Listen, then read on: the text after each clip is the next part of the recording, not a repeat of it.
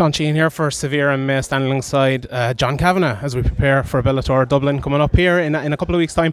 John, one thing I want to ask you, I talked to Richard Kiley a few weeks ago, or it was a while back now, before his last fight, and I was asking him kind of, for this fight coming up, you have lots of guys on the card, and for that card as well, you have loads of guys, and I asked him, how does he get enough time with you? And he said, you always have enough time. There's always time there for him and time for all the fighters.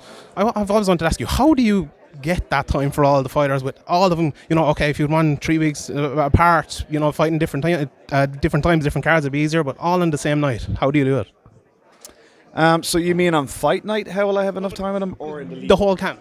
In the whole camp? Actually not that difficult. And I think one of the reasons is that we do simulated fights at least once a week. And that's going to be 3 5-minute rounds. So during that, I'm working with them exclusively, and I'll give them stuff to work on when the rounds are over. So that's my real one-on-one time with them.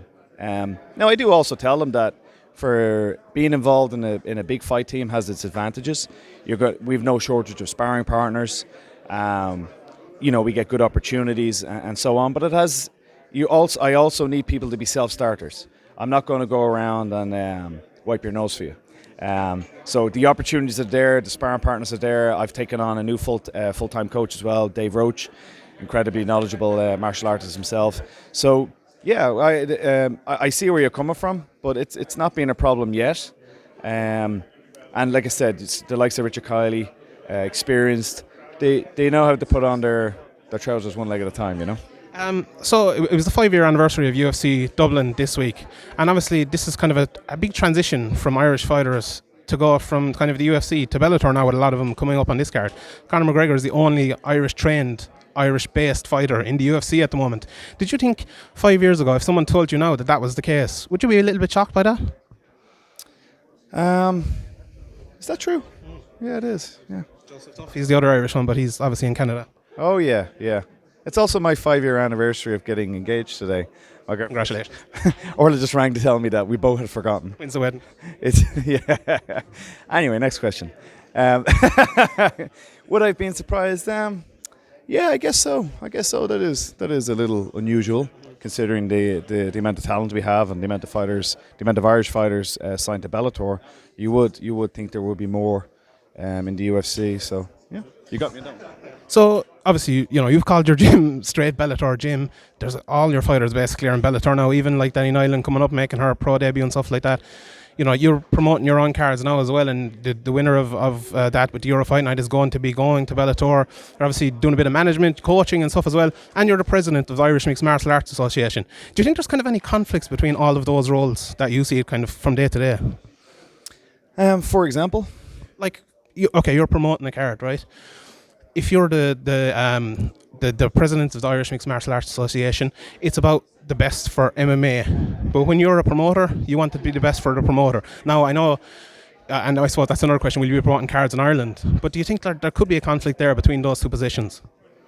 I don't think so. I think one is positive for the other. There's been criticism from outside that I'm not doing enough to get more cards going in Ireland, but I do also want to make it very clear that that's not IMA's role. That's a promoter's role. IMA's role is to try and get our NGB status, get our government recognition, make the sport available and open to everybody.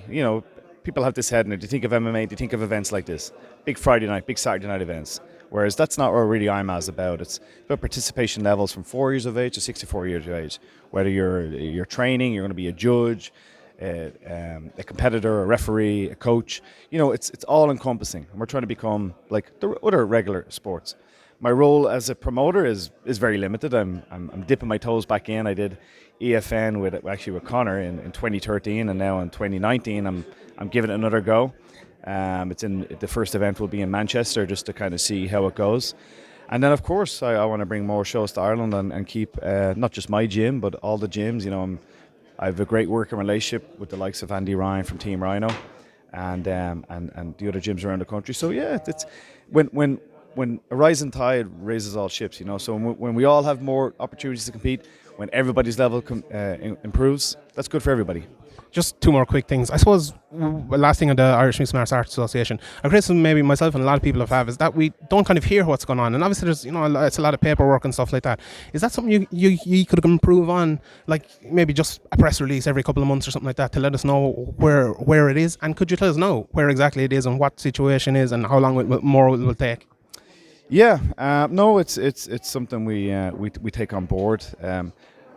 I would like to say as well, like everybody that's involved in IMAS doing this purely on a voluntary basis, and it's a lot of hours, and there's a lot of slog work of getting.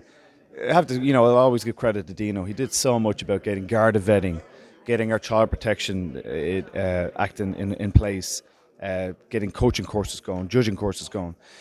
And, we all are busy. We all have full-time gyms to run. But we have, lately, Owen Roddy has taken on that job. And I think he's doing a better job of starting to try to get news out there as we get it. But it is very malleable situation.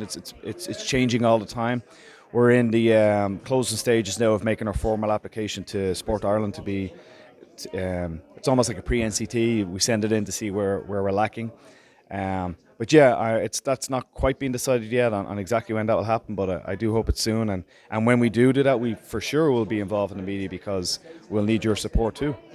And last question, obviously this Bellator card, I think all but one in the Vincent Henderson fight last night. You have a fighter in all but two fights on this card unless there's a couple more announced. How is that night going to be for you? Are you kind of dreading it or are you really looking forward to it? No, I love it. I'm used to being involved in for me to have 10 fighters on the card is not hugely unusual. I've got a great support team that make that possible. I have a system in place that's worked for me for the last couple of years. When I do have a lot of fighters on the card, I'll use the same on the night, but that's not to say I won't be absolutely banjaxed by the end of the night. I think on the last check I have 17 on this card, which I don't know if that's some kind of record. I don't think many people have beaten that, but yeah, it's a pleasure. All the training, all the hard work is done now, starting from now until fight night. So on fight night, it's just that to get to see me, the familiar face, a familiar voice, remind them of one or two things that we worked on in the lead up to this. But the real work is done in the next 2 months. Great, thanks very much.